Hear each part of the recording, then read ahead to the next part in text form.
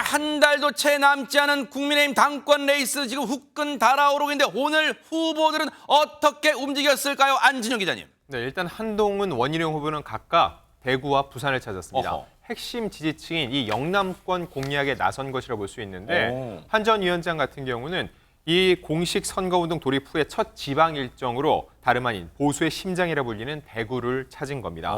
반면 또 다른 당권 주자인 나경원, 윤상현 후보의 행보는 달랐습니다. 어허. 국회에 머물면서 의원총회와 본회의 등에 참석했는데 네. 지방을 내려가기보다는 원내 인사들을 챙기는 데 주력한 것으로 아하. 분석됩니다.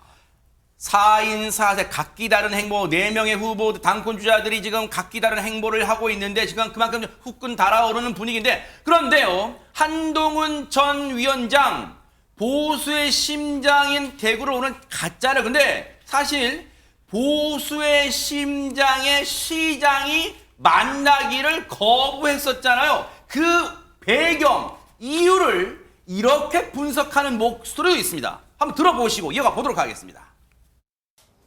우리 당원들이 정신을 좀 차려줘야 돼요. 어떻게 우리를 망가뜨리고 무너뜨리고 한 해를 들어와가지고 비대위원장 임명직 온 것까지는 할 수 없다 치자. 근데 선출직까지 나와가지고 만약 그걸 뽑아준다면 이 당에 해체해야 돼. 총선에 참패를 하게. 당내에서도 막 이상한 애를 갖다가 당대표를 뽑아버리면 윤석열 정부는 발붙일 데가 없어요.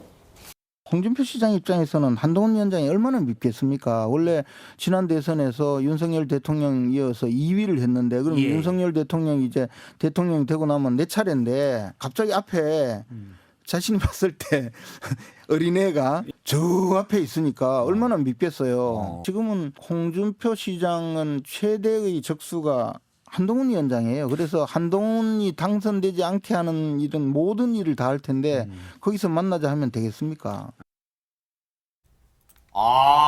나름 이렇게 분석을 하고 있는데 그렇다면 대구의 딸 허준 변호사님 저 분석이 지금 시청자분들 중에 아하 그래서 그렇구나라고 일견 일리 있다고 보시는 분도 계실 것 같긴 해요. 뭐 그런 분들도 계시겠지만 또 다르게 생각하는 분들도 계실 것 같다는 어허. 생각이 드는데요. 그런데 지금 한동훈 전 위원장이 보수의 심장을 그냥 확 움켜잡아야지 이 당권에 도전하는 그 행보의 그린라이트가 오늘 제호처럼 반짝 그러니까요. 네, 맞아요. 켜질 네. 텐데 문제는 뭐냐면요. 네.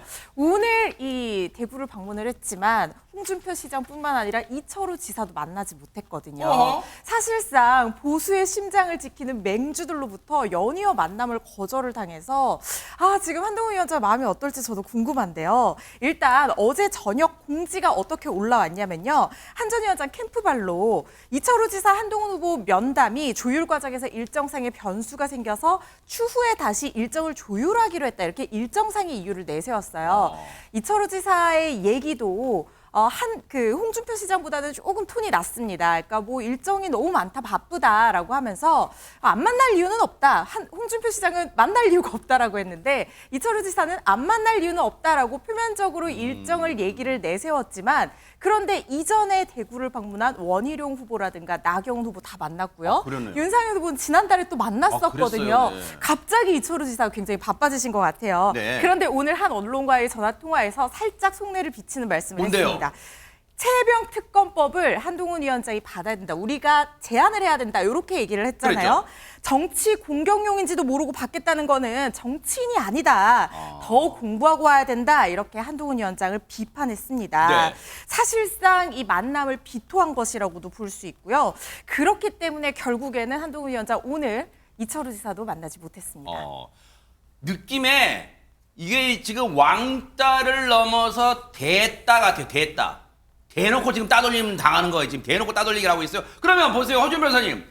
보수의 심장 대구를 방문해가지고 대구시장도 못 만나고 경북도지사도 못 만나는데 대구를 가서 그럼 대구를 왜 간 거예요? 한동훈 전 위원장이. 저희 대구에는요, 네. 이 국민의힘 당원 비중이 굉장히 높은 도시 중에 하나입니다. 아하. 그래서 당원들을 만났어요. 아하. 결국에는 당심을 잡아야 되는 거잖아요. 네. 그래서 서구와 달서구 수성구에서 열리는 당원 협의회에 저렇게 참석을 해서 이렇게 그 당원들과 만남을 가졌고요. 그리고 28일에는 부산으로 이동해서 계속해서 영남권 표심에 호소할 일정을 이어갈 전망입니다. 저는 순간 4시 내 고향 프로그램인 줄 알았어요. 저희 대구는요 이렇게 해서 대구를 소개해 주셨어요. 그런데 최재봉 교수님, 네. 홍준표 시장은 그렇다 치더라도 와고 대놓고 얘기했으니까 뭐 애라는 표현도 쓰고 수시로 쓰고요.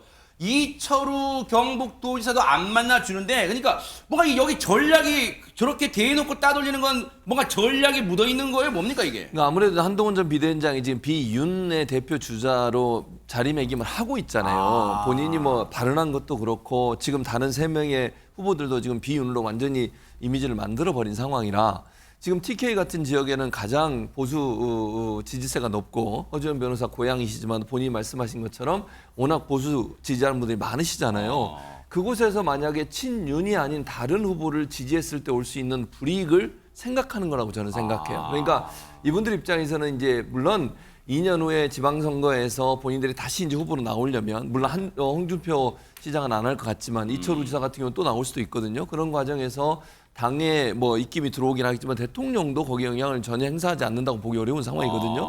그런데 비윤으로 분류되는 분인 한동훈 전 비대위원장을 만약 만나줬을 때 정치적으로 올 수 있는 피해를 걱정하는 것 같아요. 제가 볼 때는. 그러니까 왜냐하면 TK 지역에서는 아무래도 윤석열 대통령을 지지하는 지지층들이 높잖아요.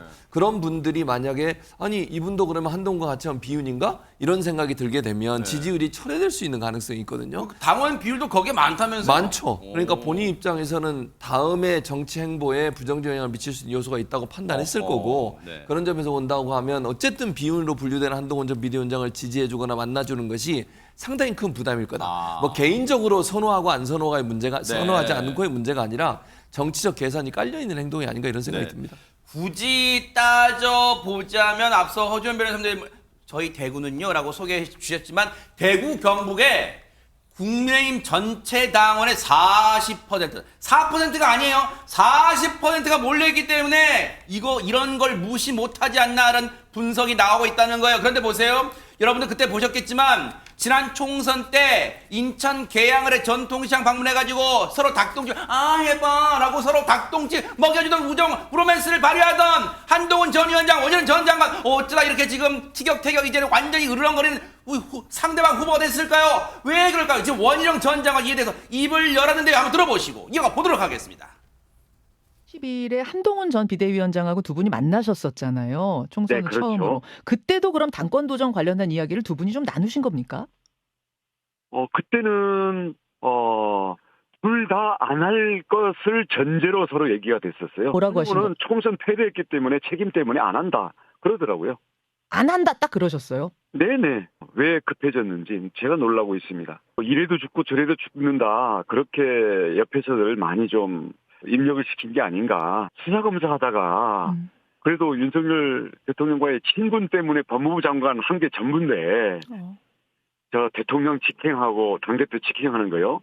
우리 윤 대통령 한 분으로 끝나야 됩니다. 그렇게 윤 대통령은 되신 거 아니에요? 수사 검사하다가 바로 그건 국민이 불러내고 하늘이 만들었고 오히려 윤석열 대통령과의 친분을 20년 이상 부하로서 맺어온 사람이 한동훈 장관이고요. 네. 친소 관계 때문에 법무부 장관이 되고 비대위원장이 된 것은 한동훈 장관입니다. 닭똥집 먹여주던 사이 맞나라고 귀가 의심될 정도로 지금 보세요. 아주 깎아내리고 있어요. 최명기 원장님. 지금 윤 대통령은 하늘이 만든 거고 대통령이라는 그 자리를 한동훈은 윤석열 대통령과 친분 때문에 장관도 되고 비대위원장 된 거다 아주 깎아내리고 있어요 지금. 근데 이게 원희룡 전 장관님의 본심이면은요. 네. 자기도 모르게 대통령을 굉장히 많이 깎아내리고 있는 거예요. 본심이면 안 되는데요. 그건 대통령이 그냥 가까운 사람을 장관시킨 사람이 되잖아요. 장관을 시키는 게 저 사람 나 친해 하고 아무 근데 저렇게 친했던 모습인데 네. 말씀하세요. 네네. 그럼 친해서 장관 시켰으면은 결국은 대통령한테 누가 되는 말을 한 거죠. 그런 다음에 대통령은 충분히 경륜이 있고 훌륭한 분이셔도 됐습니다 해야 되는데 네. 하늘이 만들었다는 거는 우리 대통령은 운이 좋아서 된 거예요라고 지금 본인도 모르게 저게 본인의 본심이면은요. 굉장히 대통령한테 비싼 꼴이 되겠네요. 네, 대통령 그런 다음에 디스. 특히 네. 하늘이란 말은 굉장히 좋지 않아요. 아. 하늘 하면은 또 많은 분들이 비난하고 떠오르는 분들이 있기 때문에 네. 굉장히 최악의 말을 썼어요. 하늘이라 그러면서.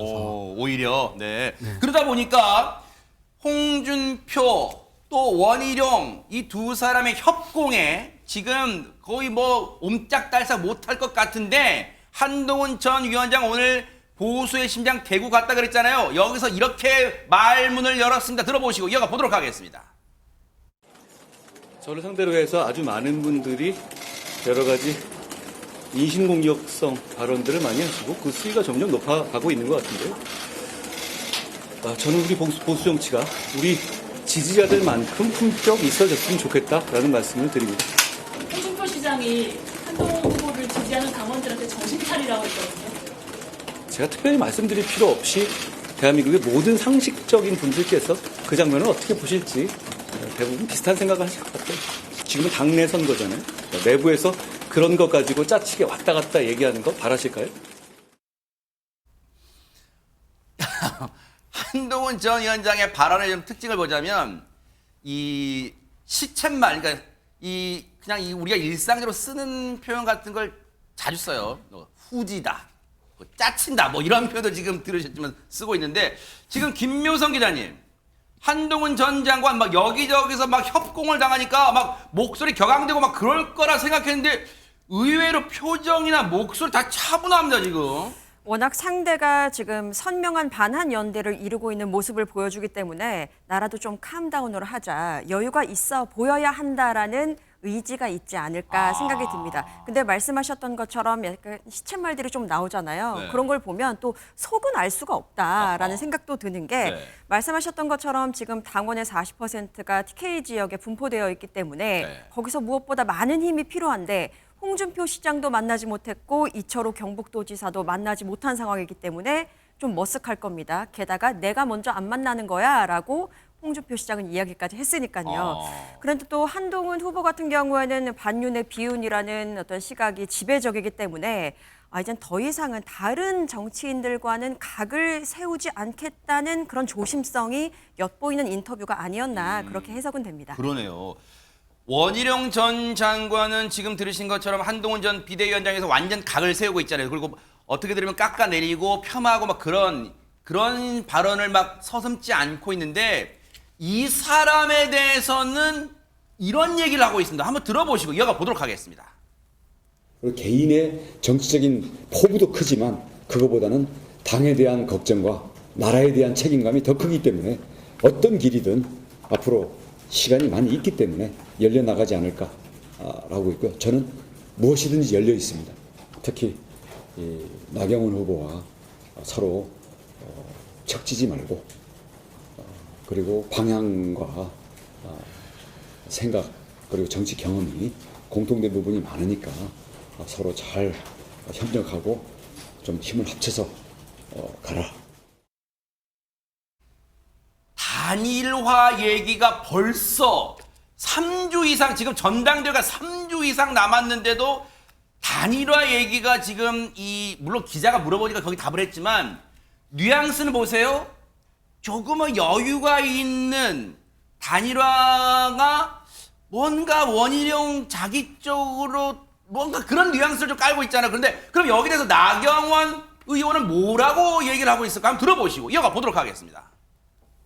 저도 들었는데요. 뭐 선거 이제 시작하는데 지금 시작하기 전에 무슨 연대 단일화를 이야기하시나 저는 그런 생각입니다. 만약 결선 투표를 갈 수 있는 상황이 도래한다면 네. 결국 상대적으로 한동훈 후보의 지지율은 떨어지고 원희룡, 나경원 후보의 지지율은 올라갔다는 얘기거든요. 네. 그렇다면은 뭐 상황에 따라서는 결선 투표로 가게 된다면 그 연대 가능성도 그거 배제할 수는 없지 않겠습니까? 네, 전당대회 레이스 시작부터 원희룡, 나경원 후보의 단일화 가능성이 나오는데 선거를 하다 보면 여러 가지 정치공학들이 동원될 수 있잖아요.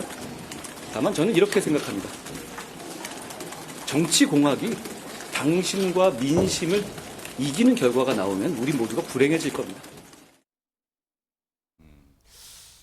나경원 의원은 단일화 얘기에 대해서는 아직은 뭐 시기상조다. 뭐 그러면서 애써 지금 아이고 그거 뭐 벌써부터 꺼내요. 이제 막 전대리에서 이제 막 올랐는데 막 그런 것 같은데 지금 친윤계로 분류가 되는 유상범 의원은 이게 결선 투표 가게 되면 원희룡 나경원 합칠 수밖에 없다. 이거 좀 막 군부를 떼는 분위기 이거 왜 그런 거예요? 왜 그러냐면 이번 이제 전당대회 룰에 가장 중요한 키가 뭐냐면 결선 투표를 도입한 거예요. 결선 투표라고 하는 건 4명의 후보 중에 1명이 50%를 넘지 못하면 최종으로 1, 2 후보만 다시 결선 투표를 하는 거예요. 그 과정에서는 당연히 합종 연행이 일어납니다. 그러니까 일반적으로 보면 결선 투표를 하게 되면 1위 후보는 그대로 있겠죠.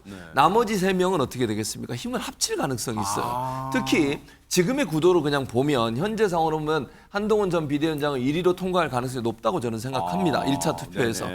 다만 50%를 넘냐 못 넘냐가 대단히 중요해요. 만약 50%를 못 넘은 상태 1위를 하게 되면 1차 투표에서 그렇죠. 네. 그럼 2차 투표를 반드시 해야 돼요. 결선 투표를. 네. 그랬을 경우에 지금 나머지 3사람의 목소리는 다 한동훈 전 비대위원장을 공격하고 있어요. 비윤에 대한 공격이 친윤 그룹으로 형성이 돼 있는 거잖아요.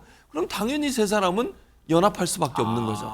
그러면 2등을 한 사람이 누가 되든 그 사람에게 힘을 몰아줘서 1대1 구도에서 친윤계가 승리하게 만드는 구도가 형성될 수 있다는 거죠. 그 말인즉슨 결국 한동훈이 되는 건 막자 뭐 그런 거 아니에요 그런 지금? 거예요. 네. 그렇게 보여지는 거예요. 이게 뭐 한동훈 막아버리고 이런 거 아니에요 지금? 네, 맞는 말씀이에요. 그러니까 결국은 친윤 그룹에서는 어떻게든지 한동훈 전 비대위원장이 당선된 것만은 막아야 된다는 게 절체절명의 목표이고 그 목표를 위해서라면 3사람이 연합할 수도 있는데 그 계기가 바로 결선 투표가 될 거다. 네. 다만 여기서 만약 한동훈 전 비대위원장 1차 투표에서 50%를 넘어가면 다 무산이 되는 거죠. 그래서 제가 볼 때는 그 전에 3명이 같이 단일화하고 이러진 않을 거예요. 네. 결선 투표 가기 전까지는 계속 레이스를 갈 것 같고요. 다만 결선 투표에 돌입하게 되면 불가피하게 연합을 해야 되는데 그 연합은 한동훈 대 나머지 3명의 연합이 될 가능성이 있기 때문에 그때 가면 결선 투표의 결과는 장담하기 어려운 즉 한동훈 전 비대위원장이 반드시 이긴다 어디한이 된다라고 할 수 있는 상황은 아니다라고 전망이 됩니다. 지금 저희가 사분할 모습 보여드릴 때마다 이제 말씀드리지만 아직은 후보들 기호가 아직 안 나왔어요. 그래서 일단 가나다 순으로 나경원, 원희룡, 윤상현, 한동훈 요 순서로 저희가 일단은 이 영상을 만들었다는 건 참고로 말씀드릴게요. 근데 이런 분위기잖아요. 안진영 기자. 그러면 한동훈 전 위원장이 덜덜덜 떨만도 한데 앞서서 보여주면 표정, 말도 다 지금 굉장히 여유가 있어요. 네, 맞습니다. 이런 여유는 한 일간지와의 인터뷰에서도 드러났습니다. 이 인터뷰에서 이런 질문이 왔습니다.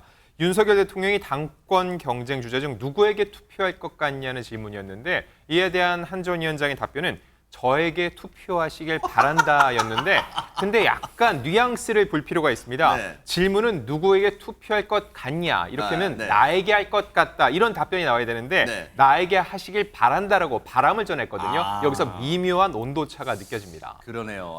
이게 또 자신감인지 뭔가 읍소인지는 모르겠지만 어쨌든 저런 말로 또 인터뷰가 나왔어요. 어쨌든 지금 벌써부터 당권 레이스, 국민의힘 당권 레이스가 흥미진진해진다 이런 생각도 해봅니다. 한번 지켜볼게요.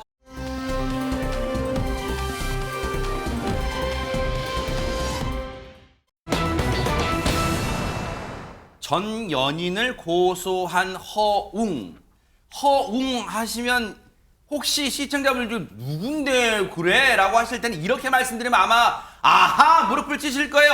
허재 감독 아시죠? 정말 유명한 농구선수 출신 허재 감독의 큰아들 장남이에요. 허웅 현역 농구선수인데 지금 불미스러운 일을 겪게 됐다면서요. 안지용 기자님. 네, 프로농구에 관심이 좀 덜한 분들은 허재 전 감독의 아들로 알고 있지만 사실 현 프로농구 최고의 스타입니다. 네. 지난 시즌 소속팀을 우승으로 이끌고 본인은 MVP에 뽑히기도 했었고요. 네. 근데 이렇게 최고의 인기를 구가하던 이 허웅 선수가 바로 어제 전 여자친구를 공갈, 협박, 스토킹 범죄 등의 혐의로 고소를 한 겁니다. 네, 이분이에요 지금 이분. 네, 맞습니다. 허웅 씨가 왜 이런 고소를 진행하게 됐는지에 대해선 전 여자친구와 결별 후 3년간 지속적으로 금전 요구 및 협박에 시달렸다고 주장을 했고요. 오랜 시간 고통받았고 더 이상 견딜 수 없어 법적 책임을 묻고자 고소를 결심했다고 얘기를 했습니다.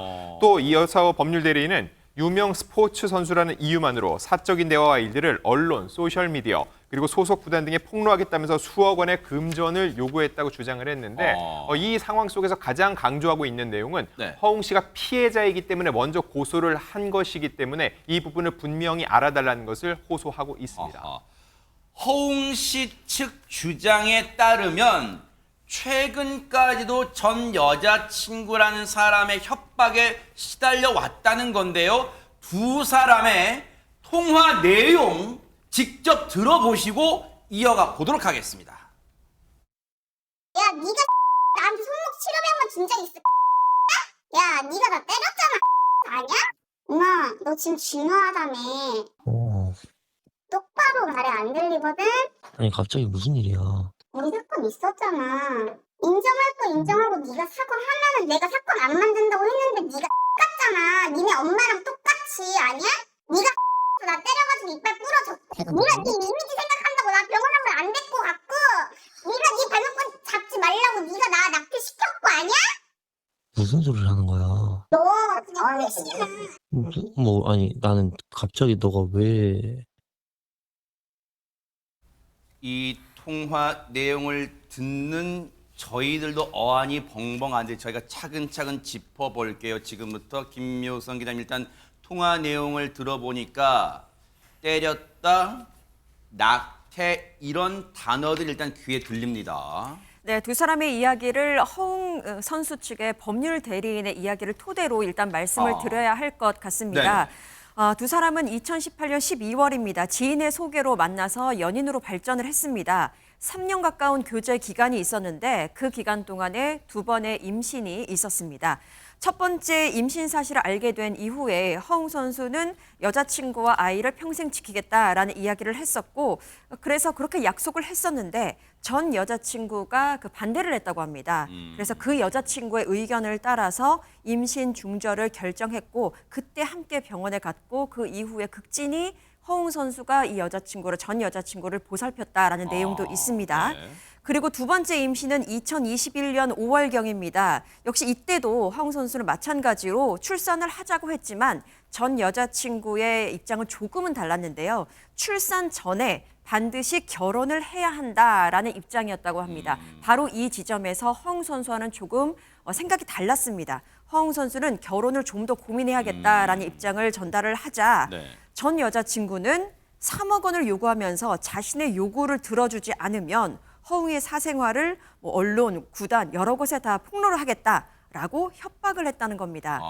그러다가 결국 합의하에 두 번째 중절 수술을 진행하게 됐는데 이때도 허웅 씨가 옆에서 보살폈다라는 주장이 있습니다. 그런데 이후에 두 사람의 관계가 조금 더 소원해졌습니다. 일단 허웅 씨 측의 주장에 따르면 전 여자친구의 일탈 행위, 성격 차이, 그리고 양가 부모님의 반대 등으로 여러 차례 만남과 헤어짐이 지속되다가 반복되다가 결국 2021년 12월에 최종적으로 결별을 했다는 겁니다. 그런데 그 이후에도 전 여자친구가 허웅 앞에서 네 앞에서 죽고 싶다라든지 3억 원이면 괜찮은 가격이다, 협박도 아니다 라면서 같이 죽자라는 지속적인 협박이 있었다라는 것이 허웅 씨 측의 주장입니다. 일단은 주장들이긴 합니다만 내용을 듣고 보니까 정말 어안이 벙벙해집니다. 이런 일이 그동안 있었구나라는 생각이 드는데 가만히 보니까 곰곰이 생각해 보니까 지금 전 여자친구라는 분의 협박이 두 번째 임신 당시 허웅 씨가 결혼을 고민하면서부터 이 시작이 된 것으로 보이는데 허웅 씨 측 얘기를 좀 더 들어보고 이어가 보도록 하겠습니다.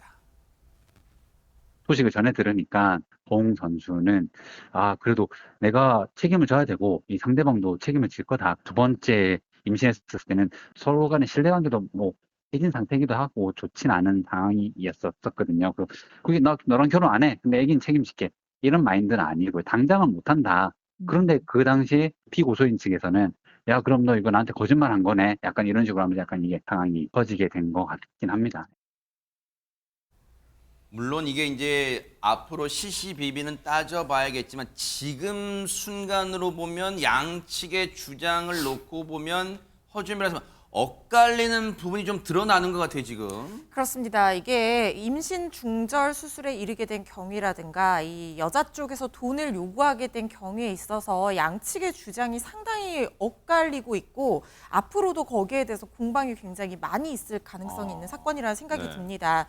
일단 지금 크게 두 가지로 엇갈리는 부분 정리해 볼 수 있을 것 같은데 이 폭력 부분에 있어서 그 아까 통화 내용에서도 들으셨지만 여자 쪽에서 너가 나 때렸잖아 이렇게 얘기를 하는 내용이 나오잖아요. 그러니까 데이트 폭력이 있었다 이렇게 주장을 하고 있는 것인데 그런데 이 허웅 선수 같은 경우에는 데이트 폭력 그런 사실이 전혀 없었다. 절대 사실이 아니다 이렇게 얘기를 하고 있는 상황이고요.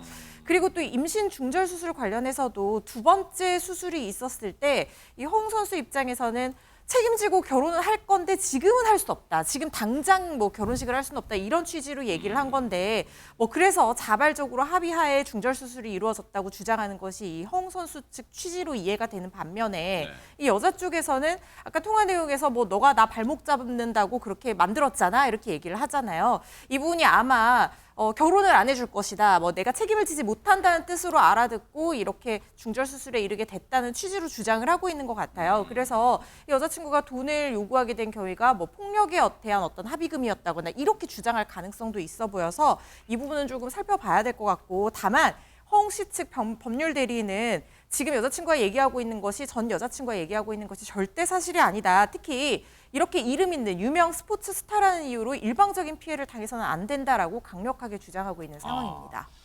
사실 최재명 교수님, 허웅 씨 입장에서는 고심을 많이 했을 것 같은 게 일단은 왜 사실 유명한 사람이에요. 굉장히 유명한 사람입니다. 그런데 이게 이 고소를 하게 됨으로써 이제 지금 뉴스파이터도 전한 것처럼 많은 언론들이 이걸 전하고 있어 엄청난 심적 부담도 됐을 텐데 고소에 이르게 된 배경은 그럼 뭘까요? 가장 큰 이유가 금전 요구가 너무 세지고 있다는 겁니다. 전 여자친구의? 전 여자친구가 계속 금전적 요구를 하고 있다는 게 허웅 씨 측의 주장입니다. 네네네. 이건 뭐 전적으로 허웅 씨 측의 주장이라는 사실을 먼저 말씀을 드리고요. 네네. 이게 이제 금전 요구를 들어주지 않으니까 그 다음부터는 어떤 일이 일어났냐면 이 여자친구의 협박 강도가 더 세졌다고 그래요. 지금 뭐 전화 통화도 듣고 이랬습니다만. 그리고 또 하나는 허웅 씨의 주거지를 무단 침입을 했다는 겁니다. 이미 헤어지고 연인 관계가 끝난 거 아니겠습니까? 그런데 주거지에 침입을 하고 그리고 가족들에게 협박 문자까지 보냈다는 거예요. 그러니까 한마디로 말씀을 드리면 금전 요구를 들어주지 않으니까 그 다음부터 다른 방법으로 가족들 전체를 괴롭혔다는 것이 허웅 씨 측의 주장입니다. 이걸 계속 방치했을 경우에 이제 본인은 유명 스포츠스타이기 때문에 이게 나오면 어쨌든 이미지에 상처를 입게 되잖아요. 근데 이걸 방치하면 이게 좀 더 커질 가능성이 있잖아요. 여러 가지 방법으로. 그걸 도저히 참을 수가 없었고 그래서 선수 생활까지 지장이 올 것을 예견이 됨에도 불구하고 가족을 지키고 본인의 명예를 지키기 위해서 불가피하게 이런 선택을 했다라고 얘기하고 있습니다. 그런데 여기뿐만 아니라 이것뿐만 아니라요. 허준 변호사님, 허웅 씨 측이 전 여자친구에 대해서 이러한 혐의까지 언급을 했다는데 대체 어떤 내용일까요? 전 여자친구가 마약류를 사용했다 이렇게 주장을 하고 있어요. 그래서 이게 마약류 관리법 위반이고 뭐 피해자가 이거는 허웅 씨는 아닌 상황이기 때문에 고소가 아니라 고발 형태로 같이 이번에 수사해달라는 내용을 포함시킨 걸로 보입니다. 허웅 씨 측 법률 대리인에 따르면 2023년 3월에 이 전 여자친구가 연인이었던 때가 그립다, 잊지 못해서 마약류를 사용하고 있다 이렇게 이야기를 했다는 거예요. 그래서 신속하게 이게 시간이 좀 오래된 상황이고 지금까지 뭐 투약을 하고 있는지 아닌지는 알 수가 없기 때문에 압수수색 빨리 해서 마약 투약 여부를 확인하는 것이 필요하다는 것이 이 허웅 씨 측 주장이고요. 특히 지금 뭔가 불안정한 상태 때문에 자해와 같은 위험한 행동을 할 가능성이 있기 때문에 구속영장을 발부받아야 된다. 그래서 구속시킨 상태에서 수사를 진행해야 된다라는 의견까지 제출했다고 하는데요. 이 부분 같이 경찰에서 들여다보고 있는 상황으로 보입니다. 일단은 고소가 이루어졌기 때문에 수사기관의 수사를 지금은 지켜보는 게 제일 현명할 거예요. 이러쿵 저러쿵 앞서가는 억측 같은 게 남무에서는 절대 안 될 것으로 보여지고요. 이 사안 뉴스파이터도 차분하게 앞으로의 추이를 따라붙어 보도록 하겠습니다.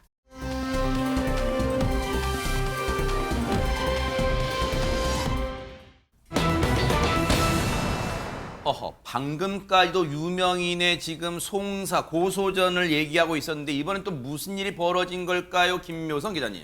네, 배우 겸 가수 황정음 씨의 이야기입니다. 황정음 씨 다들 아시다시피 지금 남편과 이혼 소송 중인 것으로 많이 알고 계시는데요. 그런데 이혼 소송 발표와 함께 지난 4월 아주 SNS를 통해 떠들썩한 일이 벌어진 적이 한 번 있습니다. 그 내용을 잠시 한번 되돌려 보면요. 네. 황정음 씨가 자신의 SNS에 누군가의 사진을 딱 올립니다. 올리면서 추녀야라는 표현까지 곁들이고요. 아이고. 영돈이랑 그러니까 자신의 남편과 제발 결혼해줘. 이혼만 해주고 방콕 가면 안 돼 라면서 글을 올립니다. 그런데 여기에 그 여성의 아이디까지 올리면서 소위 말해 좌표를 찍힌다고 하죠. 그런 상황까지 벌어지게 됩니다. 네. 그러니까 남편의 불륜 상대로 어떤 여성을 지목을 한 것인데 아이고. 그 여성은 남편과 모르는 사이였습니다. 에? 그러니까 완전히 오해를 해서 올린 거죠. 어머나, 엉뚱한 사람 올렸다는 거예요, 그러면? 그렇습니다. 그래서 황정음 씨도 이제 수습에 들어갑니다. 다시 자신의 SNS에 개인사를 정리하는 그 과정에서 내가 오해가 있었다라면서 곧바로 사과를 좀 거듭합니다. 네. 그래서 이게 사과도 이루어지고 정정도 됐기 때문에 잠잠해지나 싶었는데 지난 20일이죠. 이 지목된 여성이요.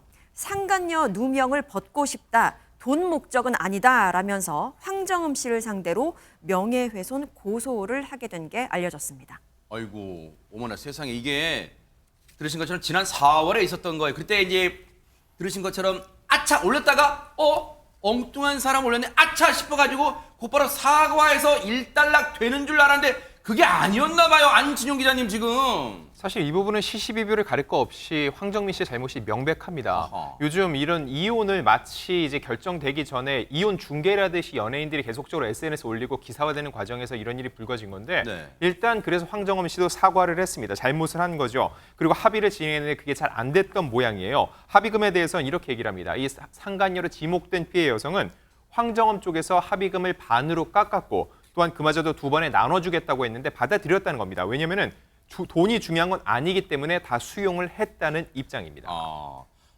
물론 이제 뭐 저희가 진짜 이렇게까지 말씀드리는 건 송구한데 물론 피해 여성 입장에서는 자신이 생각했던 합의금 액수는 아니었을 수 있어요. 근데 어쨌든 앞서 그랬잖아요.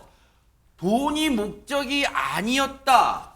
그렇지만 그러면서 받아들이려 했다면서 지금 명예훼손으로 고소는 왜 했을까요, 그러면? 이 상간녀로 지목됐던 피해 여성이 원하는 단 한 가지는 진정성 있는 사과였다고 합니다. 근데 합의문을 주고받는 과정에서 또 다른 마찰이 발생됐는데 이 피해 여성이 1390자에 걸친 본인의 입장문을 냈는데 첫 번째는 황정음 씨 측에서 제시한 이 합의서에 명예훼손 사실을 인정한다는 내용이 삭제돼 있었다는 거죠. 본인 입장에선 그게 핵심인데 그게 빠졌다는 거고요. 명예훼손. 그렇습니다. 그리고 두 번째, 피해자가 합의 내용을 어길 경우에 합의금의 2배 배상한다는 터무니없는 내용이 추가됐다는 겁니다. 그래서 황정음 씨가 정말 미안해하는지 알 수 없었다는 거고요.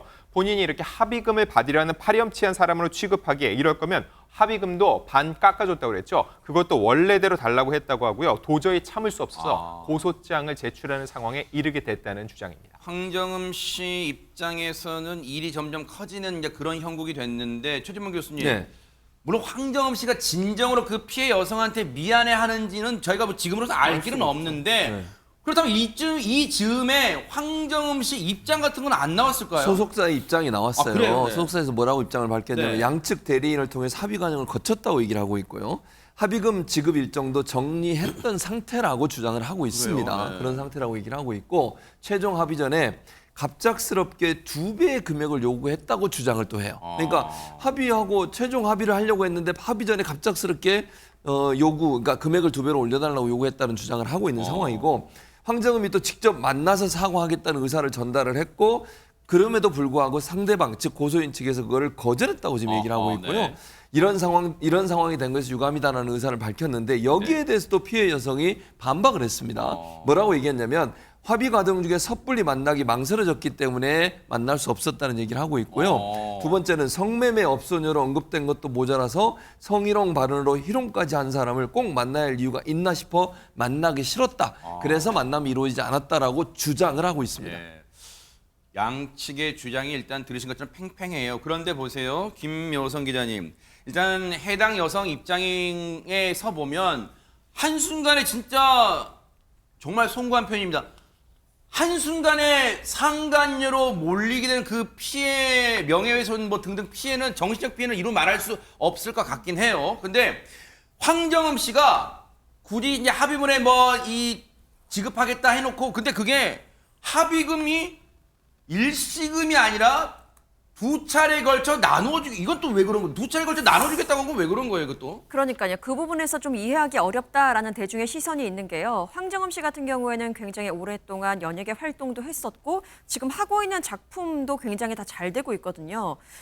게다가 부동산 투자라든지 재테크에서도 굉장한 뭐 탁월한 안목이 있다라고 평가받을 정도로 돈을 정말 잘 굴리는 사람이다라고도 알려져 있는데 그래요? 그 돈이 합의금이 얼마길래 그걸 또 반으로 줄이고 그걸 두 번에 나눠서 준다고 했을까 싶긴 한데 네. 그래서 이와 맞물려서 최근 또 하나의 소송전이 알려지면서 이 소송 때문에 영향을 받았나라는 의문이 지금 들고 있습니다. 뭔데요? 황정음 씨가 이혼 소송 중인 남편 이영돈 씨를 향해서 소송을 제기했다는 건데 내 돈 9억 원을 갚아라.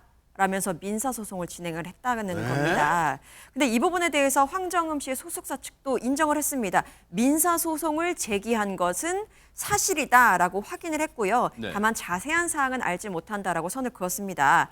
그래서 이 소식을 먼저 전했던 한 유튜브 채널의 주장은 그렇습니다. 황정음 씨가 합의금을 뭐 두 차례 나눠서 지급하겠다 했던 이유도 지금 당장 가용할 만한 현금이 부족하기 때문에 이런 주장을 했던 것 아니야라고 의심을 제기하고 있는 상황입니다. 그럴 수 있겠네요. 그런데 보세요. 여기서 궁금한 게요. 허준 변호사님. 남이 아니라, 그러니까 타인이 아니라 남편한테, 지금 이혼 소송 중이니까 아직은 전 남편은 아니에요. 남편한테 9억 원을 갚아라! 소송을 냈다는 얘기는 남편한테 9억을 빌려줬다는 얘기예요? 근데 이게 지금 소송 관계가 명확하게 나온 것이 없어서 정확하게 저희가 뭐 이 단정적으로 말씀드릴 수는 없겠습니다만은 지금 이 소식을 먼저 전했던 유튜브 채널 얘기로는 황정음 씨가 개인 법인을 통해서 남편한테 9억 원을 빌려줬다고 했거든요. 개인 법인이라고 하는 걸 보니 황정음 씨가 100% 지분을 소유하고 있는 1인 법인일 가능성이 있는데 이렇게 아무리 대표이사가 모두 다 지분을 소유하고 있는 법인이라고 하더라도 법인과 개인의 재산은 엄연히 별개의 문제입니다. 황정음 씨도 이 법인을 대표로 잇는다고 하더라도 이 법인에서 월급을 받는 형태일 거예요. 그래서 황정음 씨가 마음대로 법인의 재산, 회사 돈을 운영을 할 수가 없고 이걸 쓴다고 하면 장부의 일시나 경위라든가 이런 것들을 다 기록으로 남겨야 되거든요. 그래서 아마 이 법인을 통해서 돈을 빌려줬다고 하면 그 기록이 남아있을 것이고 그래서 네. 법인의 돈을 갚으라고 소송을 하고 있을 가능성이 상당히 높다는 생각이 듭니다. 네. 아니 근데 이제 이혼 소송과 지금 동시에 이제 이게 알려졌잖아요. 남편에게 9억을 갚으라고 지금 소송도 민사소송도 제기했다는데 근데 예전에 이 지금 이혼 얘기가 처음에 불거졌을 때 황정음 씨가 SNS에 올렸던 내용인 것으로 제가 기억되는데 남편보다 자기가 돈이 많다 뭐 그런 재력도 뭐 언급하지 않았어요. 그랬던 걸로 기억되는데. 뭐 황정음 씨 명의로 된 재산이 남편의 명의로 된 재산보다 많을 가능성은 있죠. 그렇지만 지금 가용 현금이 별로 없다고 했어요. 그러니까 뭐 부동산이나 주식이나 이런 것들 당장 현금화하기 어려운 재산들을 많이 소유하고 있지만 이 합의를 진행을 하려고 하면 결국에는 이 현금을 줘야 되거든요. 지금 뭐 합의금이 얼마였는지는 제가 뭐 모르겠습니다만은 당장에 이 목돈을 돌릴 만한 상황이 되지 않아서 어쨌든 황정음 씨가 이 법인을 통해서 빌려준 돈을 받게 되면 법인에서 받게 되는 소득도 생길 수가 있는 거잖아요. 뭐 그런 절차를 밟고 있을 가능성도 있다는 생각이 들고 특히 뭐 돈을 이렇게 이영돈 씨에게 빌려주게 된 경위라든가 사용처라든가 이런 것들에 따라서 이혼 소송 진행 중에 나는 이렇게 내 개인 법인을 통해서 조력을 했는데 이 사람이 나에게 이렇게 배신을 했다라고 하면서 유책성을 좀 강화하는 간접적인 자료로 활용을 할 수도 있을 것 같거든요. 네. 아마 이런 계산들이 있어서 이런 소송을 진행한 것이 아닌가 추측이 됩니다. 야, 어쨌든 황정음 씨 입장에서는 동시다발적으로 여러 지금 건의 소송에 대응해야 되는 첩첩산중의 상황이 아닌가 그런 생각도 해봅니다. 어쨌든 요거 좀 이 면밀하게 좀 지켜보도록 하겠습니다. 뉴스파이터도요.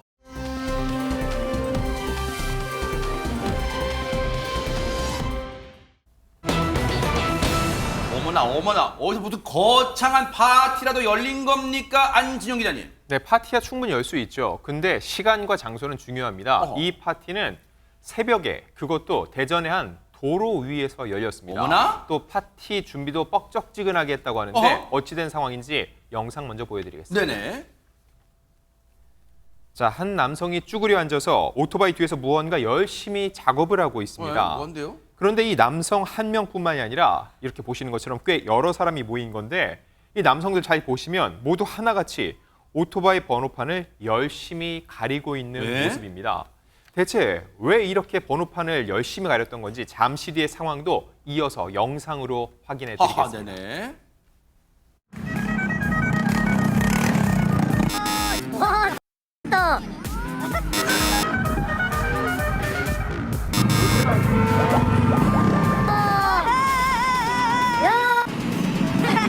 쫓아간다.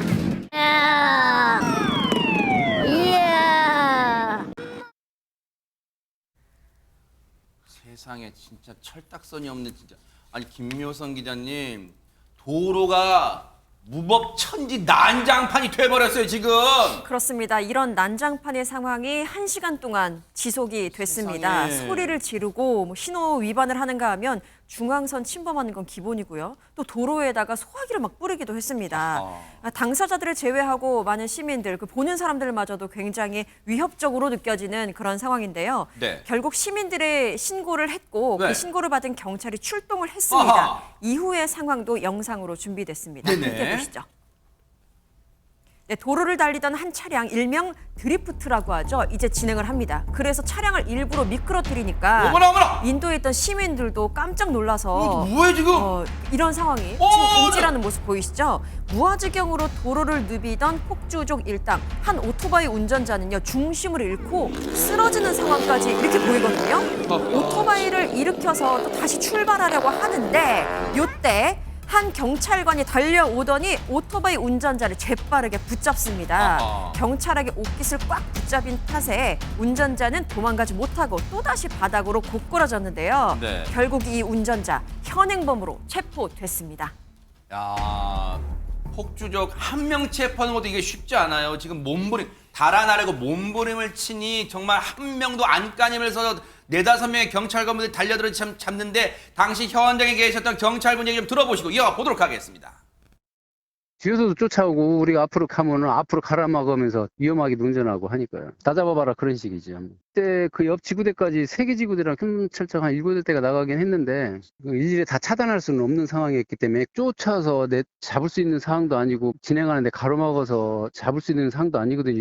위험해서요. 그 사람들 고개 운전을 하다 보니까 자기네끼리 이제 스치다가 넘어지는 경우가 있어서 그때 인근에 인도에서 시민 보호하던 우리 직원이 달려나가서 잡은 거거든요. 이게.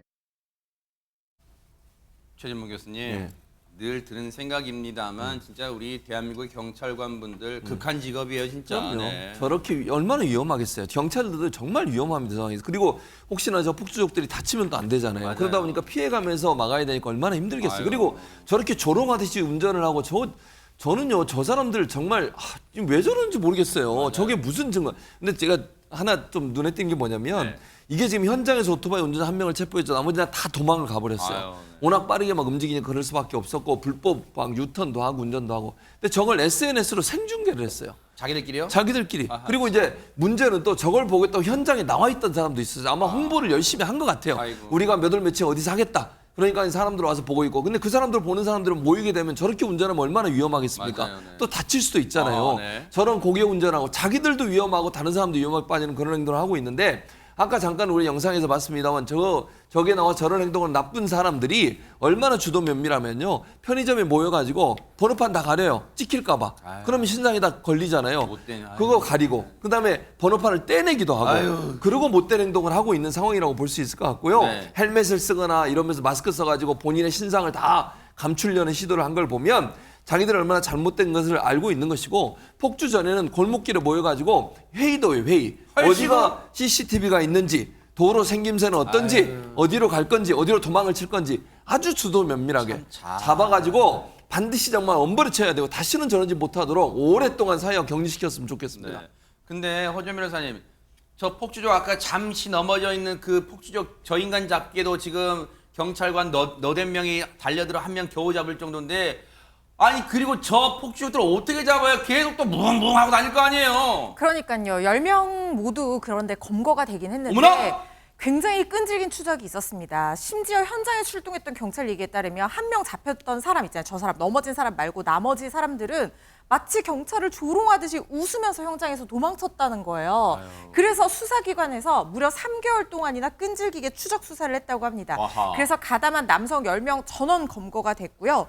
경찰에 따르면 이들 대부분 20대였는데 심지어 10대도 섞여 있었다고 하고요. 서로 아는 사이도 아니었어요. 모르는 사이인데 SNS에 폭주 공지 올라온 걸 보고 어디서 왔냐? 충북 청주, 전북 전주 그야말로 전국 각지에서 저렇게 범죄 행위를 저지르려고 다 모여들었다는 거예요. 기습적으로 몰려들어서 저런 행위를 했다는 것이고 결국에는 공동 위험 행위 그리고 번호판을 가렸기 때문에 자동차관리법 위반 혐의 등으로 입건이 돼서 지금 검찰에 송치된 상태입니다. 저런 폭주족들을 보면요. 이제는 화 난다기보다는 최명기 원장님 딱해요. 안쓰러워요. 왜 저러고 살아요? 왜 저런답니까? 본인들은 저거를 할 때만 자기들은 제대로 살아있다고 느껴요.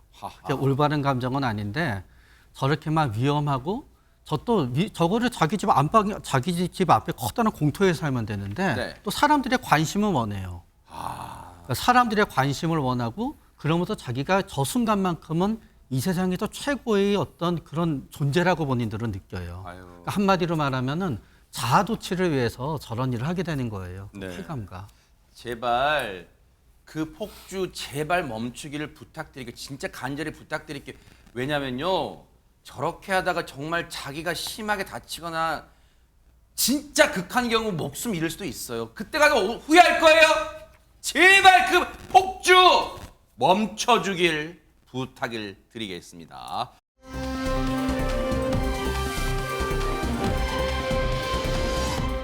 하지만 중국 얘기 하나 더 가볼까요? 안진영 기자님. 네, 중국 충칭으로 가보겠습니다. 아주 특별한 전시회가 열렸다고 하는데 왜 특별한지는 영상을 보자마자 단박에 아실 겁니다. 함께 보시죠. 뭘까요, 네네? 네, 벽면을 가득 채운 그림들, 남아공의 돼지화가 피카소 아닙니다. 피카소의 작품들입니다. 네. 그렇습니다. 돼지가 어떻게 그림을 그리냐고요? 이렇게 입에 펜을 물고 고개를 이리저리 흔들면은 짠하고 예술 작품이 탄생하게 되는 진짜 겁니다. 돼지가 그린 거예요? 그렇습니다. 알록달록하게 그려낸 그림들이 제법 멋있습니다. 아니 이거 보고도 믿기지가 않는 게 왜 저는 피카소를 저희 제작진이 아이고 어떡하지 잘못 썼나 했는데 진짜 피카소 진짜 저렇게 실력이 뛰어나요? 저는 가능하다고 생각합니다. 왜요? 왜냐하면 돼지는 영장류와 돌고래와 정도를 빼고 나면 그 다음으로 제일 지능이 높습니다. 그래요? 그런데 우리가 돼지를 갖고 묘기를 부리거나 그런 걸 안 해서 그렇지 굉장히 지능이 높습니다. 지능이 높다는 거는 구도에 대해서 학습이 가능할 수 있습니다. 그러나 하나 좀 의심이 되는 거는 제가 확실한 지식이 없어서 그런데요. 돼지가 흑백으로 물체를 보는지 칼라로 물체를 보는지 모르겠어요. 그러나 만약에 돼지가 칼라로 물체를 볼 수 있다 그러면은 저거는 학습에 이루어진 진짜 돼지가 그리는 굉장히 어떤 학습에 이루어져도 구도를 잡히고 새로운 거를 시도하는 그림일 가능성이 굉장히 높습니다. 야, 저는 늘 놀랍니다. 우리 최명기 원장님 진짜 너무 해박하시다는 생각도 해보는데 정말 피그의 작품 정말 놀라웠습니다.